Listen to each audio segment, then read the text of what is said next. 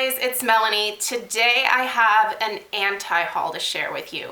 I have seen lots of people on YouTube doing these anti-hauls. I believe it was Kimberly Clark who started this whole trend, so I will link her channel down below and you can go check her out. She's done several of these anti-hauls in the last few months. And I just think this was such a cool idea for a video because I definitely get a lot of requests from people to do reviews on specific products, and if that product is something that I'm interested in, I will definitely purchase it. But if it's not something that I'm really into, like I don't go out and buy it, because I don't just buy things just to show on my channel, if that makes sense. Like if I buy something and I happen to be able to show it on my channel, great. Then the two worlds meet and it's like the perfect situation. But I'm not one of those YouTubers that like buys everything new that comes out to be able to show you guys. I sort of have to pick and choose because I don't have an unlimited budget. That's not my lot in life, and that's okay. I'm perfectly fine with that. Even if I had all the money in the world, I would still be picky about what I choose to purchase because that's just kind of the personality type that I have. So I have a list of things here, and most of these are actually from the Sephora website. I'm also gonna do like an Ulta version of this probably in another couple weeks, so stay tuned for that. But these are all of the things that are currently sort of trending on YouTube or trending on the Sephora website, really popular items that I don't have an interest in.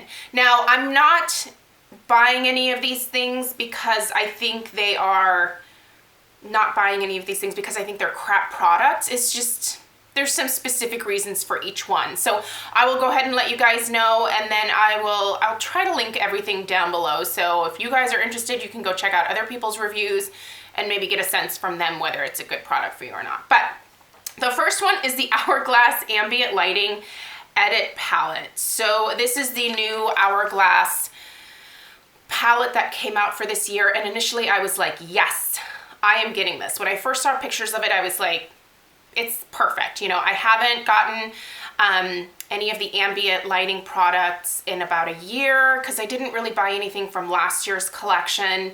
And I was like, this is great. I like the packaging. I think I like the products inside.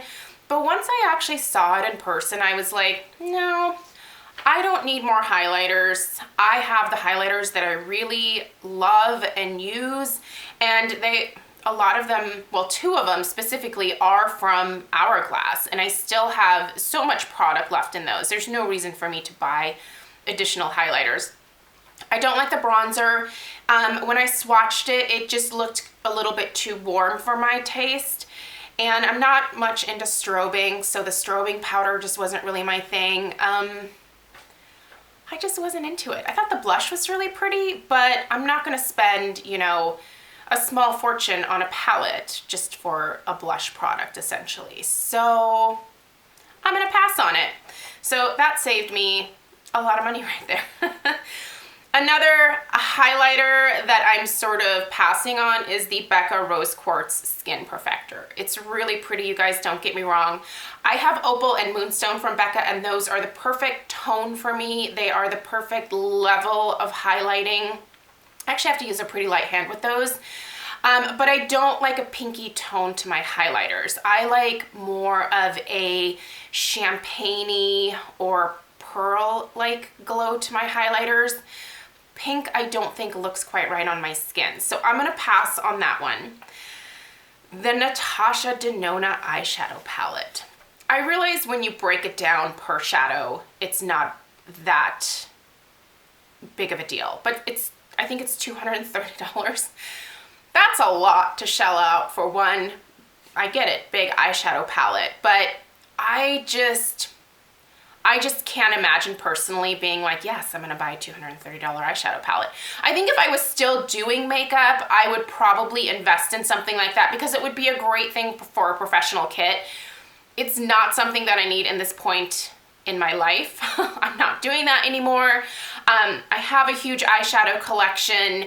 There's no need for it. I think it's a little bit excessive for me personally. And And I decided to only go for one eyeshadow palette this holiday season, and the one I chose is this. And I believe by the time that you see this video, I will have already done a review of this, so I will link that down below. But yeah, so I'm totally passing on that. Another thing I'm passing up is the Tarte Pretty Paint Box Collector's Makeup Case. Also, their brush set that they released this holiday season. When it comes to Tarte, I feel like their holiday sets usually are always made in China or Taiwan, which to me, the quality of those products when they're made overseas like that it's very different from their original formulation of products that are made here in the US. So the collector's boxes that I've purchased in recent years, the shadows have always been very chalky, not very pigmented, very powdery, just not good quality. And I sort of decided after returning last year's holiday set that I was just not going to do this anymore, especially with the Tarte products specifically. They're very cheaply made for the holiday time, and I get it, you know, it's a profit thing. I totally understand that. But for me personally, I would rather pay for a more quality product and actually use it and enjoy it than get this huge kit of something where I'm not gonna probably reach for it at all because I just have to work that much harder to get it to work for me the way that I expect it to, if that makes sense. Now, I love Tarte. I love them as a brand, and I love the products that they release during the year that aren't these holiday limited edition type of sets. The quality is just vastly different. So for me, I'm gonna skip that stuff because I just don't think that the quality is there. Also, the Too Faced Chocolate Shop or the Grand Hotel collection, I'm skipping out on those. Usually the quality of the Too Faced sets is actually better. Usually. Not always, I realize there are exceptions. But usually it's better than the Tarte sets. But I find that with Too Faced, they release sort of the same shadows each year with only a slight variation, and I have a couple of holiday sets from Too Faced that I really enjoy that have very similar colors to what they're releasing this year in both of those larger sets, and I just don't need any more of those. You know, like if I have one of those palettes, that's enough to last me a lifetime. So for me personally, even though the quality tends to be better for Too Faced, it's just not something that I need more of, if that makes sense. Next, and this one's probably gonna shock you guys, but the Urban Decay Naked Basics, the new like Ultimate Naked Basics palette. I'm not getting it. I actually had the chance to swatch it at Sephora and play around with it, so I saw it in person, and I just was not impressed. I think the color selection in there is very pretty, but when I swatched the products, I even went and got one of like their brushes and like brushed it onto my hands and stuff to try to swatch it that way. I just wasn't impressed with the pigmentation. My Naked Basics 2 palette that I have is one that I reach for quite often. It has slightly cooler tones in it. There also weren't enough cooler tones in this new set to really like grab my attention. I know that the warmer tones tend to be a little bit more popular than cooler tones, but I wasn't crazy impressed with the quality of it and the pigmentation. Some of the shades seemed a little bit patchy, and I just don't think that I would reach for it quite as often as I would need to make it worth the investment, if that makes sense. So I don't think it's a terrible product, and if you don't have any of the other Naked Basics shadows, I would say yes, get that one and try it out. But I have a lot of those other sets, and I also have very similar colors in other eyeshadow palettes that I have already. So I couldn't really justify it in my mind. I know I was really excited about it at first, and when I saw it, I was like, yes, it's gonna be so great. But once I actually saw it in person, I was like, it's a little bit of a letdown for me.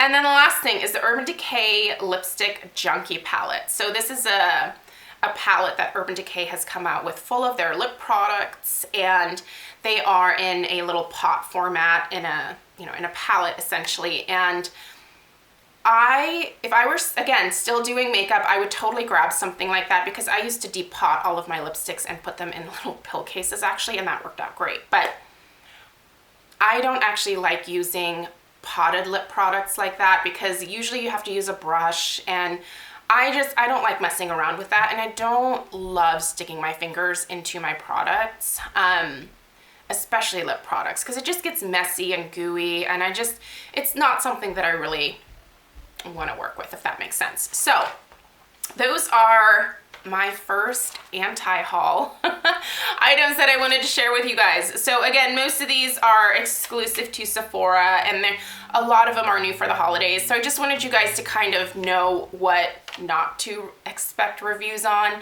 I have already released a couple of reviews on some holiday palettes, and I let you know if in those videos if I think they're worthwhile or not. So you can check those out. I will try to link some of them down below. But these items here, I just can't really get on board with for one reason or another. So anyway, let me know what you are not hauling this holiday season, because I'm kind of curious to see what you guys are trying to avoid for one reason or another. So anyway, thank you guys so much for watching, and thank you to Kimberly Clark for the inspiration for this video, because I think it is a really, really neat idea for a video. So thanks so much guys, and I'll see you in my next video.